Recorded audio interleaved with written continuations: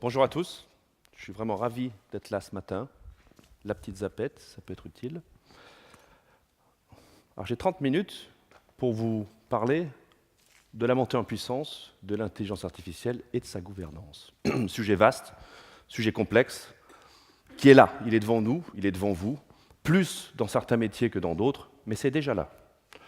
Et j'ai coutume de dire, et c'est important de le retenir, que l'IA ne tombe pas du ciel.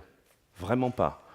Elle ne tombe pas du ciel, cette fascination anthropomorphique de l'altérité entre l'homme et la machine, de mon point de vue à l'heure actuelle pour vos métiers, est une fausse piste. Ce n'est pas la bonne piste. L'IA ne tombe pas du ciel. Oui, elle se déploie de plus en plus dans les hôpitaux, dans les entreprises, dans les usines, partout sur nos routes, mais elle s'incarne, elle se déploie dans le cadre de la révolution digitale. Ce qui fonde la puissance de l'IA aujourd'hui, ce sont des paradigmes économiques qui sont ceux de la révolution numérique, à commencer par l'économie des plateformes. Cette économie qui permet, grâce aux effets de réseau, qui font que vous êtes sur Instagram, un peu plus vos enfants que vous peut-être, ou vous êtes sur Facebook parce que vos amis, vos collègues, vos clients, vos partenaires y sont, vos annonceurs y sont, vos fournisseurs y sont, plus sur LinkedIn que sur Facebook. Mais cette économie des plateformes qui place au cœur de la problématique économique les effets de réseau et les économies d'échelle permet à certains acteurs économiques de se constituer en gatekeepers, c'est-à-dire en détenteurs des clés de la façon dont les flux et les stocks de données circulent. Facebook est un trader de données. Google est un trader de données. Donc cette économie des plateformes, elle donne ensuite corps à cette économie de la data, qui fait que, au travers des potentialités de prédiction, de valorisation de l'information, on sait aujourd'hui créer une nouvelle forme de valeur. Ce n'est pas nouveau, par contre ça prend une ampleur démentielle. Autre business model très important, c'est celui de l'économie de l'attention, où de plus en plus, on dit souvent, si c'est gratuit, c'est que vous êtes le produit. D'accord, mais qu'est-ce que dans le vous est vraiment le produit? Eh bien, de plus en plus, et encore une fois, ce n'est pas une nouveauté en tant que telle, c'est un changement d'intensité. Ce qui est à vendre, c'est ce qu'on appelle du temps de service disponible, du temps de cerveau disponible, pardon. Ce n'est pas nouveau en tant que tel, l'économie des médias l'a compris depuis bien longtemps, mais si même une société comme Amazon aujourd'hui fait tout, met tout en œuvre pour que dès que vous allumez votre téléphone, plutôt que d'aller sur WhatsApp, vous alliez sur Amazon, qu'il déploie une méthodologie de l'argent, des talents, au travers de l'architecture de leur système d'information pour que vous alliez plutôt chez eux quand vous ouvrez votre téléphone. C'est là le nouveau marché, c'est là le nouvel espace de concurrence. Eh bien, pourtant, Amazon ne tire pas la plupart de ses bénéfices d'un modèle économique fondé sur la publicité, au contraire de Facebook et de Google. Il n'empêche.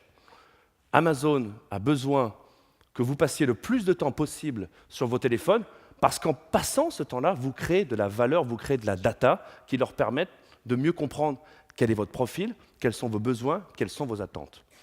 Et on ne peut comprendre la façon dont le traitement algorithmique de ces grands jeux et stocks de données se déploie dans le cadre de l'économie des plateformes, à l'heure de l'économie de l'attention, sans comprendre ces phénomènes-là. On a tendance, en France, en Europe, je pense, à se tromper de paradigme. Il ne s'agit pas de réguler l'IA, parce qu'on en a vraiment besoin. Il s'agit de la gouverner, au sens où il vous appartient, dans l'entreprise, il nous appartient, en tant que citoyens, consommateurs, de s'efforcer de capturer les opportunités de la montée en puissance de l'IA. Et elles sont nombreuses. Notre population active vieillit. Si on veut maintenir, pérenniser notre modèle social, il va devenir indispensable de générer de nouvelles formes de gains de productivité. Et ces gains de productivité vont être en partie générés par les phénomènes d'automatisation qu'autorisent aujourd'hui ces traitements algorithmiques massifs, dans vos métiers, mais dans tous les métiers. On en a besoin de l'IA pour traiter le cancer. Le cancer est un phénomène génotypique et phénotypique d'une complexité extrême. On en a besoin pour comprendre la façon dont la médecine personnalisée va nous permettre de traiter ces phénomènes très complexes. Et c'est pareil dans beaucoup de domaines. Certains parlent, pour parler de la révolution de l'IA, d'une révolution industrielle. Et je pense que c'est la bonne formulation. Et quand on dit révolution industrielle, eh bien, il y a une série de conséquences qui en découlent. Les chiffres que vous voyez là sont des chiffres qui sont déjà datés. C'est des gens plutôt bien, alors c'est des consultants, il faut toujours prendre ce que des consultants disent avec une pincée de sel, parce que ce n'est pas la science, ce n'est pas le fruit d'un travail scientifique, le fruit de la recherche d'un savoir scientifique assis sur une méthodologie les plus rigoureuses. Non, il y a toujours un petit conflit d'intérêts, c'est bien légitime. Mais c'est quand même McKinsey Global Institute, c'est des gens sérieux. Ils prévoyaient il y a quelques années une création de valeur d'ici à 2030, un petit peu plus, de l'ordre de 4 trillions de dollars, 4 000 milliards de dollars. Aujourd'hui, quand on les interroge, ils parlent plutôt, sans dire si c'est 2035, 2040, ils parlent plutôt de 13 trillions de dollars, de 13 000 milliards de dollars de valeur potentielle créée par la transformation de l'IA à travers l'ensemble des fonctions, et notamment les fonctions de management, évidemment les fonctions de marketing et les fonctions opérationnelles. Et vous allez comprendre pourquoi. Qu'est-ce que l'IA? Et ce n'est pas une question qui manque de sens ou de gravité même. Ça reste une notion contestée, plastique, fumeuse, diraient certains, et ils ont bien raison. De mon point de vue, cette notion, elle est quelque part obsolète. Elle est consubstantielle de la montée en puissance de la révolution de l'informatique.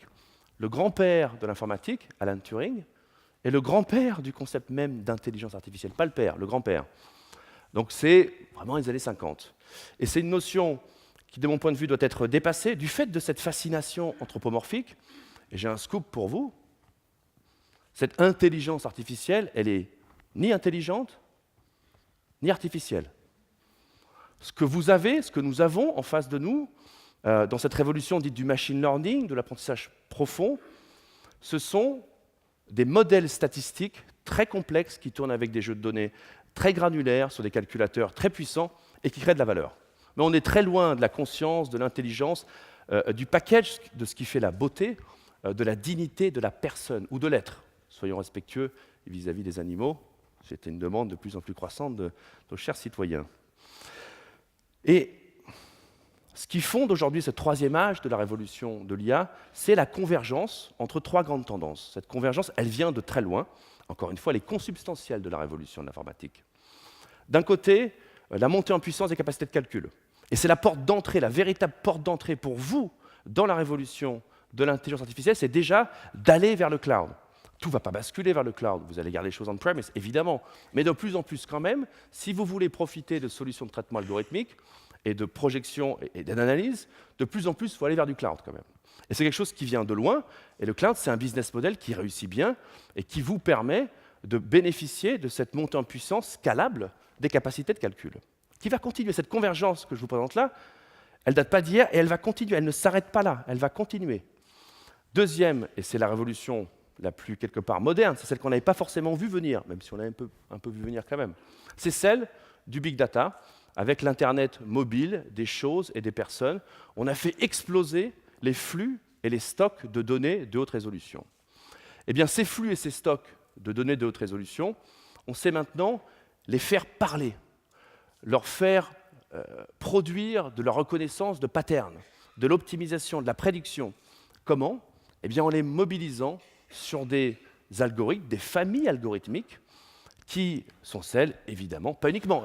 L'IA ne se résume pas au machine learning, loin de là, loin de là. Mais ce qui aujourd'hui est le plus efficace, le plus performant, c'est en effet ces algorithmes d'apprentissage, notamment d'apprentissage profond, dont il faut bien se dire qu'ils ont été théorisés dans les années 50. Encore une fois, il n'y a rien de nouveau. Au plan scientifique, un réseau de neurones artificiels n'est pas nouveau. Ça a été théorisé dans les années 50, même 40 en fait.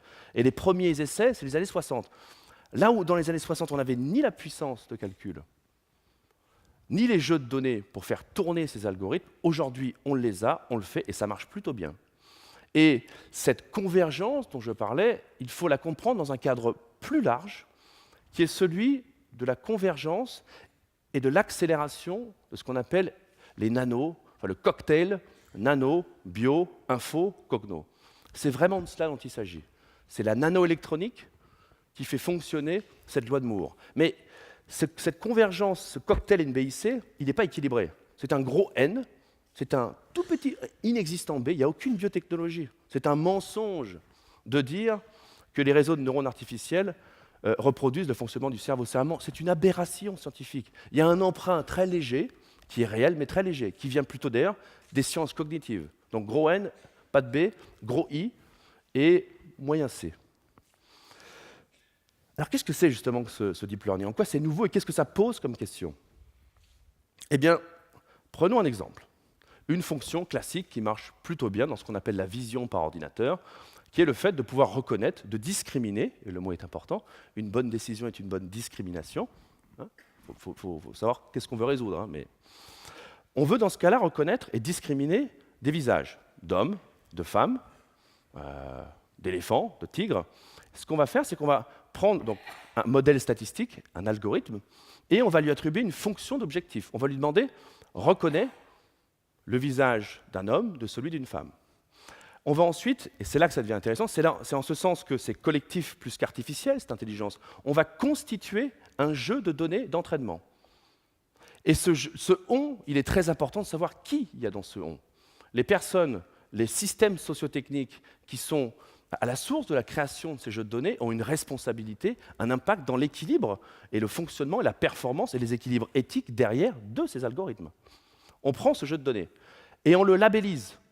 Donc les humains décident, labellisent ce jeu de données en disant visage d'homme, visage de femme. On transmet notre connaissance au jeu de données.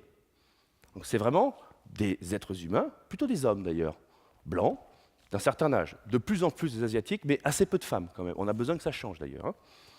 Des hommes testent, forment, paramètrent, éduquent ces algorithmes. On charge ce jeu de données dans l'algorithme et on regarde ensuite, on le laisse mouliner, on le laisse apprendre, on le laisse lui-même se créer son système d'abstraction pour savoir quoi dans la photo est particulièrement pertinent pour décider. Et ensuite, on regarde en sortie l'output et on voit si ça fonctionne. Évidemment, ça ne fonctionne pas au départ. Donc on recommence. Et on recommence de très grandes fois. Petit ordre de grandeur quand même. Pour pouvoir réaliser ce type de fonction, il faut un nombre de points de données de l'ordre de plusieurs millions de photos. Il m'a fallu à ma fille qui a eu 4 ans hier, 3 fois pour lui faire comprendre aux os la différence entre un tigre et un éléphant. Sinon, d'ailleurs, on ne serait peut-être pas là pour en parler. Mais... Donc dans ce cas-là, c'est très gourmand en calcul, très gourmand en data. Et par contre, quand ça marche très, très bien. Et c'est ça qui est nouveau. On laisse la machine quelque part apprendre par elle-même. Mais le problème, c'est que là où vous voyez 3 couches de calcul parallèles, en vérité, c'est un système théorique, là, en vérité, on en a aujourd'hui plus d'une trentaine, plus d'une quarantaine, on s'approche parfois de la centaine. Et donc, ce qu'on a, c'est un modèle statistique qui est une boîte noire technique. Donc, quelque part, dans certaines applications, on est en train de mettre au centre de notre table managériale une boîte noire. Et ça crée quoi? Des grands problèmes de cybersécurité, parce qu'on peut les leurrer, ces boîtes noires. Si on ne comprend pas la façon au travers de laquelle elles prennent leurs décisions, on peut les leurrer. Ça crée des problèmes en matière de traitement équitable, évidemment. Si on ne peut pas expliquer la décision, comment on fait pour expliquer à quelqu'un auquel on a, ou à laquelle on n'a pas attribué son crédit, ce qui fait qu'on ne lui a pas attribué le crédit? Pareil pour une demande de liberté conditionnelle. Donc, boîte noire, gros problème quand même. Je passe sur cette dichotomie importante, que je veux rappeler. Dans le champ des gens qui s'intéressent à l'IA, on distingue IA forte et IA faible. On est très loin de l'IA forte, de l'IA dite générale. Tout ce dont on parle se décline dans le cadre de l'intelligence artificielle étroite ou faible. Mais ce qui crée l'anxiété populaire, parce que les gens ne sont pas bêtes, ce qui crée l'anxiété populaire, c'est la potentialité, d'ici quelques décennies, de la montée en puissance d'une intelligence artificielle qui serait capable de mettre en série un grand nombre de fonctions cognitives. Ce n'est pas pour tout de suite, mais juste pour vous ayez une idée, pour certains, dans ma communauté des experts de l'IA, c'est jamais. Jamais, c'est quand même, il faut le dire quand même, il faut y aller quand même. Pour d'autres, c'est 2030. Bon, le barycentre, il est autour de 2080. 2030, c'est demain. 2080, c'est au vu de la révolution que ça représenterait. Et le chemin, la mise en page, elle a un peu sauté, mais enfin, le chemin vers cette potentialité, il passe par une convergence et une accélération NBIC beaucoup plus équilibrée. C'est-à-dire, en gros, il va falloir qu'on fasse parler le cerveau. Et le cerveau, c'est un organe d'une complexité biochimique extraordinaire. On en est très loin. Par opposition, qu'est-ce qu'est la robotique? Pour un peu de pédagogie, c'est la convergence entre l'ingénierie mécanique, l'ingénierie électrique et la science du calcul. On a surtout affaire, dans le cadre de la robotique, même si la frontière est un peu plus poreuse que ça, à des fonctions moteurs, plus qu'à des fonctions logicielles. Et la marche en avant de la robotique, on ne pressent pas un côté exponentiel. Parce qu'il faudra toujours du fer, du titane et beaucoup de câbles pour faire des robots et pour les démultiplier. On est encore loin du copy and paste du robot. Ce qui fait la potentialité de l'exponentialité de l'intelligence, c'est la virtualité de l'information, le fait que le coût marginal de la reproduction de l'information est faible. Le coût marginal de la reproduction des sièges sur lesquels vous êtes assis, quand même, il faut quand même aller faire un trou dans la terre pour sortir du minerai des choses quand même. Et ça demeure. Et quand on regarde les éléments de la marche vers cette automatisation, il faut se dire que là où il y a encore des fonctions moteurs ou motrices compliquées, typiquement, vous ne le voyez pas là, mais la main, les jambes, le bassin, les humanoïdes, on est quand même encore très très loin de la maturité. J'allais vous montrer la photo du fameux robot de Boston Dynamics. On avance, ça progresse, mais on est quand même très très loin de la maturité. Par contre, partout où il y a des fonctions moteurs simples, la voiture, la roue, c'est quand même simple, hein. Ou des drones. Drone, ça a l'air très compliqué comme ça sur le plan moteur. Mais faire fonctionner un flap, un drone, ça fonctionne en 3D, d'accord. Mais la fonction moteur du flap, c'est des trucs, c'est basique, quoi. C'est vraiment tout bête. Ça, c'est mature.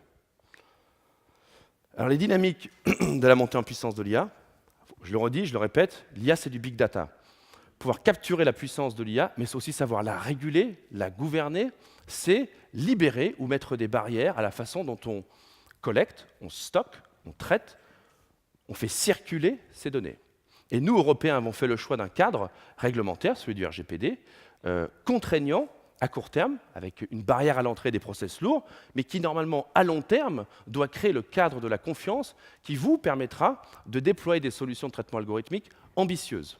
C'est le pari qui a été fait, avec un souhait d'équilibrer les contraintes et les barrières à l'entrée avec au moins un facteur, qui est ce qu'on appelle la portabilité des données, qui vous permet de demander à, je ne sais pas, Uber, Facebook ou d'autres, d'envoyer des données. Si j'étais entrepreneur et que j'avais inventé un modèle statistique de prédiction du risque de contrepartie, c'est-à-dire de non-repaiement du crédit, et que j'avais besoin de beaucoup de data pour faire entraîner mon algorithme, on pourrait former une alliance où vous demandez à Uber, Amazon et Facebook de m'envoyer vos données, et puis comme ça, je peux vous donner un credit scoring d'un genre nouveau.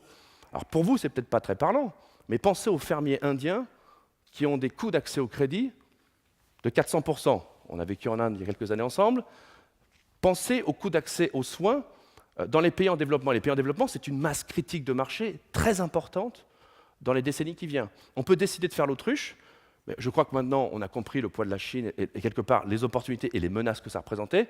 Ce qui fonde le poids de la Chine, c'est une taille critique de marché. Donc, ces grands équilibres éthiques, cette grande tension entre l'accès aux services essentiels et des questions de protection de la vie privée, d'éthique, qu'on le veuille ou non, quelque part vont s'imposer à nous. Nous, Français, nous sommes un petit peu quand même dans une situation de faiblesse et de retard industriel. Donc on a fait ce choix, ce pari, qui est un pari intéressant, dur à court terme, très intéressant à long terme.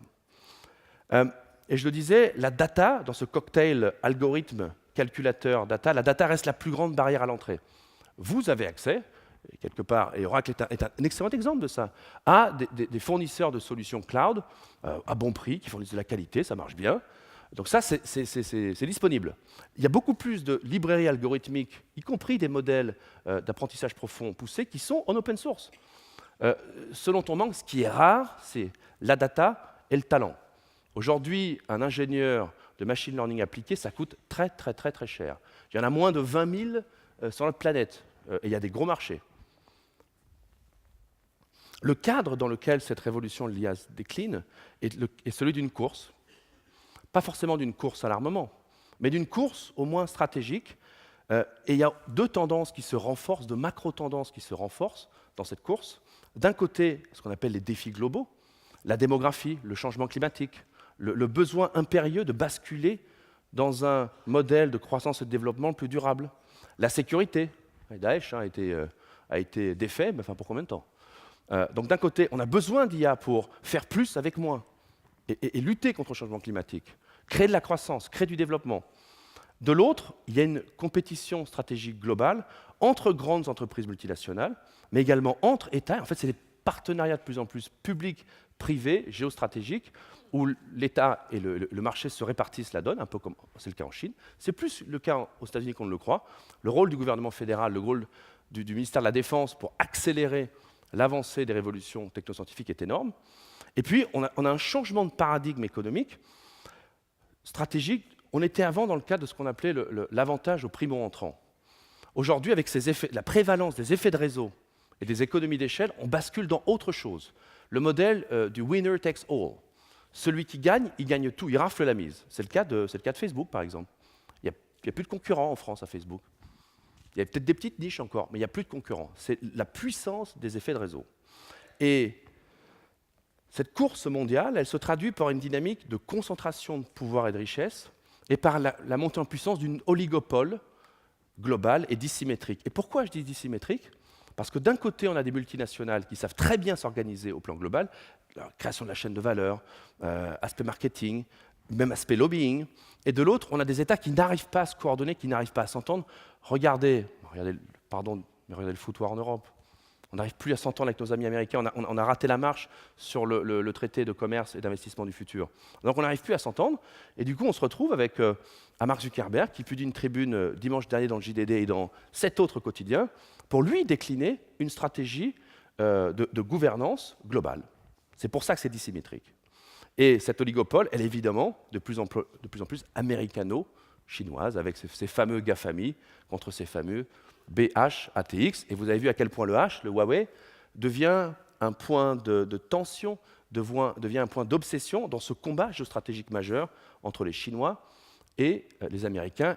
Et la montée en puissance de la 5G va être une vraie révolution. Les secteurs qui adoptent le plus rapidement l'IA sont ceux qui vont l'adopter encore plus rapidement demain. Et les services financiers sont très bien positionnés, dans la banque, dans l'investissement. C'est quelque chose il y a déjà une appétence à la technologie et au traitement algorithmique. Il y a des enjeux stratégiques majeurs, je ne vais pas m'arrêter là-dessus, mais oui, ce profil, elle n'a pas encore débuté, mais ce profil à l'horizon, une course à l'armement, il faut quand même le dire. Et avant de faire un tout petit focus important sur vos métiers, je veux quand même rappeler qu'il n'y a pas no free lunch, comme on dit en anglais. Les opportunités et les risques de la montée en puissance de l'IA sont inextricablement liés. Si on veut pouvoir capturer les gains de productivité dans un pays comme la France, il va falloir engager, il est vrai, une relation de substitution et pas qu'une relation de complémentarité entre le capital et le travail, entre les employés et les machines. Il y a beaucoup plus de complémentarité qu'on ne pense, mais il n'y a pas que de la complémentarité. Allez dans une agence bancaire, vous allez voir que, en effet, la substitution commence à se faire voir. En effet, au guichet, il y a plus grand monde maintenant. Il n'y a plus de guichet d'ailleurs.